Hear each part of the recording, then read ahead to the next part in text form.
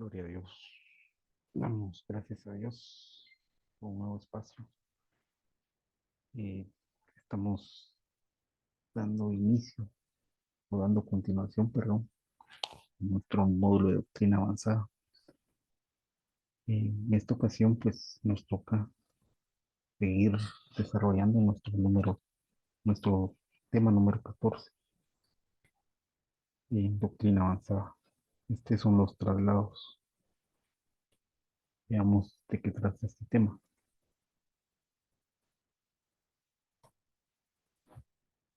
En lo físico, los traslados horizontales son comunes, como trasladarse en el término utilizado para describir la partida y llegada de un lugar a otro, ya sea caminando o utilizando un medio de transporte. Los traslados sobrenaturales en la Biblia que mencionan ocurren de distintas maneras. Por ejemplo, los traslados verticales, que ocurren de la tierra a los lugares celestiales. Por ejemplo, arrebatamiento o rapto, paso, en griego. Este traslado se divide en uno, de la tierra a las nubes, levantamiento de los salvos, de las nubes a los cielos, arrebatados, de las nubes a la tierra, los que fueron reprobados y no dieron la talla. Los traslados terrenales se refieren a traslados de un lugar a otro dentro de la tierra, pero donde Dios interviene para que se lleven a cabo, ya sea por medio de una instrucción directa o sobrenaturalmente, con un propósito definido.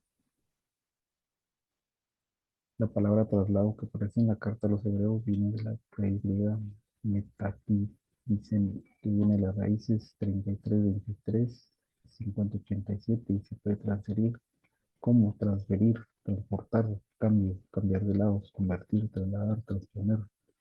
Enoc, que es el prototipo de cómo será trasladada la iglesia en la novia, junto con los más que vencedores, pero tal como le sucedió a Enoc, así le debe suceder a la novia. Debe recibir testimonio de haber agradado a Dios. Analicemos la vida de Enoch. El total de sus años fueron 365, pero anduvo con Dios 300 años. Número de buen testimonio. Los primeros 65 años Dios anduvo con Enoch, pero no fue hasta que aprendió a caminar con Dios que fue arrebatado. Para ver esa fe y ser trasladados es necesario administrados por medio de la palabra de Dios, la alabanza, la oración, bautismo, santa cena. Amén. Coinonía, agregaría yo. A continuación se describirán los diferentes tipos de traslados. Amén. Traslado dimensional. De las tinieblas a la luz admirable. Colosenses 1:13. Este traslado no se lleva a cabo físicamente, sino espiritualmente, y sucede en el momento en que el pecador se arrepiente y acepta a Cristo. Este fue en el caso del endemoniado Gadareno. ¿Cuál es el beneficio del traslado? Tener la oportunidad de anunciar, predicar lo que Dios ha hecho en nuestra vida. Esa fue la instrucción del Señor al endemoniado, ex endemoniado. El Señor nos vuelve útiles en su obra. Amén. Eh, es decir, somos trasladados de, de las tinieblas, muertos en nuestros delitos y pecados, a la luz admirable para testificar. Amén. De un lugar a otro. Este Génesis 12:1. Este traslado se conoce como el traslado horizontal que se da de un lugar a otro dentro de la tierra. No es un traslado común y corriente como el que hacemos los humanos para realizar nuestras actividades. Es más bien un traslado natural, pero donde interviene la guianza y la mano de Dios para llevarnos de un lugar a otro con un propósito divino definido. Veamos algunos ejemplos. Por persecución, Dios le habló a Elías para que se trasladara al arroyo de Kerit para poder guardar su vida del rey Acab, quien los buscaba para matarlo a causa de la sequía de 3 años y medio que Elías había profetizado. Traslado natural y físico. por enemigos que buscan quitarnos la vida. El ángel del Señor le habló en sueños a José para trasladarse a Egipto a causa de Herodes. Dios pudo haber evitado esto, que esto sucediera quitando a Herodes de la tierra, pero no lo hizo así. Por eso decíamos anteriormente que Dios siempre tiene un propósito específico. En Oseas 11:6, la palabra dice, cuando Israel era niño, yo le amé, y de Egipto llamé a mi hijo. Esta profecía tenía que cumplirse en el Señor, en Cristo. Beneficio del traslado fue preservar la vida del Mesías mientras era niño, para que se llevara a cabo el plan de salvación. Un traslado similar al de Elías, resguardar la vida.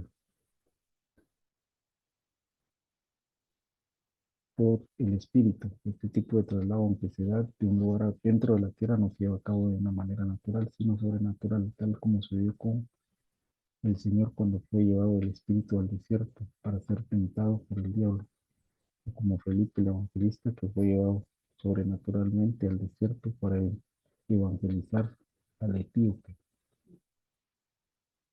Propósito del traslado, ser tentado para perfección. El Señor permite que todos pasemos este traslado para ser probados en la tentación, pruebas y desiertos, con el propósito de salir perfeccionados.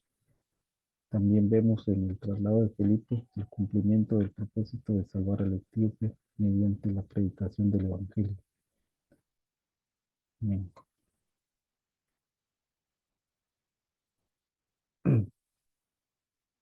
Para salvar de un peligro. El Señor se trasladó de un lugar a otro para aquellos que querían matarlo. No pudieran hacerlo. Esto permite ver que en medio del peligro los hombres inicuos, Dios hace a sus siervos invisibles y reconocibles para que salgan de ahí sin sufrir ningún daño. Esto sería el tipo de traslado que le sucedería a la iglesia que quede la tribulación. La Biblia dice que la mujer será trasladada al desierto para evitar que el dragón la destruya, para ser sustentada por 3 años y medio. Otro ejemplo es Lot, cuando literalmente fue sacado de Sodoma por los ángeles que lo tomaron de la mano para salir de ese lugar. Amén. En Lucas 4 habla cuando Cristo leyó Isaías 61, querían, querían, de- querían hacerle daño y fue trasladado. Amén. Propósito del traslado, no sufrir daño personal, guardar la integridad física.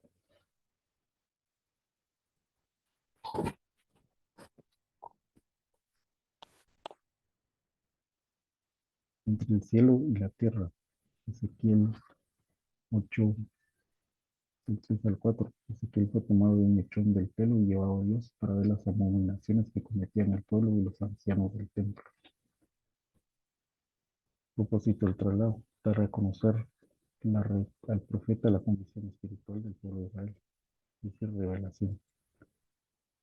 Horizontal en el espíritu, ausente en el cuerpo pero presente en el espíritu. El apóstol Pablo había juzgado ese pecado aunque no estaba físicamente en ese lugar, pero sí estaba presente en espíritu. Otro ejemplo de esto es también lo que le sucedió a Leo cuando Jesús fue a pedirle regalos a Naamán. Eliseo estaba presente en espíritu, es decir, tuvo un traslado espiritual, aunque su cuerpo permaneció en casa. Del lado de las tinieblas es una práctica que tienen los brujos y los miembros de la nueva era, que estos salen del cuerpo para trasladarse a otro lugar. Y a propósito del traslado de Pablo, juzgar la situación de la iglesia. Vertical físico, ir al cielo. El Señor subió al cielo. Esto quiere decir que así como Él fue trasladado su cuerpo místico, la iglesia será trasladada. Hermoso.